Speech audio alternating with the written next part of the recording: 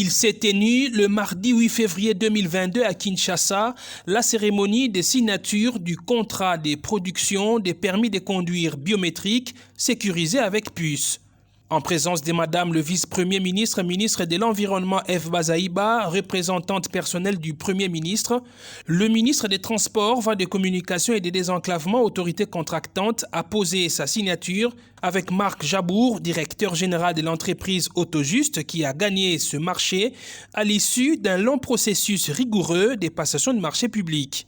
Le spécimen du nouveau permis de conduire a été remis à la représentante du Premier ministre qui, à son tour, l'a remis au ministre des Transports. Ce document présente plusieurs garanties de sécurité. Ces permis seront produits selon les normes ISO et donc conformes aux standards internationaux. Ils pourront être utilisés et présentés par leurs titulaires au pays comme à l'étranger. Le ministère des Transports, Voies de communication et désenclavement a été très exigeant quant aux livrables attendus.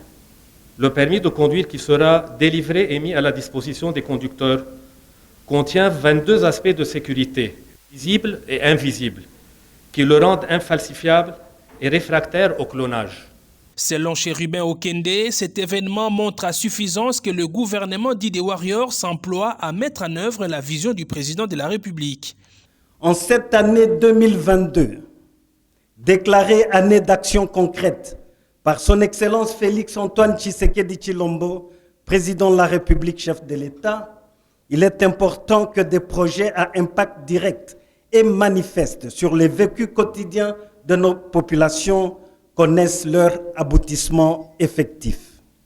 En moins de 12 mois, l'équipe dirigée par son Excellence Jean-Michel Samaloukonde Kyenge, Premier ministre chef du gouvernement, réussit à faire aboutir un dossier qui était attendu par la population congolaise depuis 2017.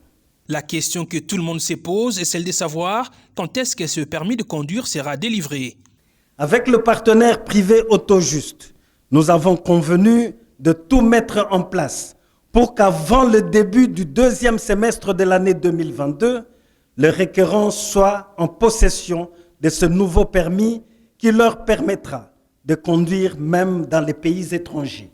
Chérubin Okende a précisé également que la fixation du prix des permis de conduire fera l'objet d'un arrêté interministériel entre le ministère des Transports et celui des Finances.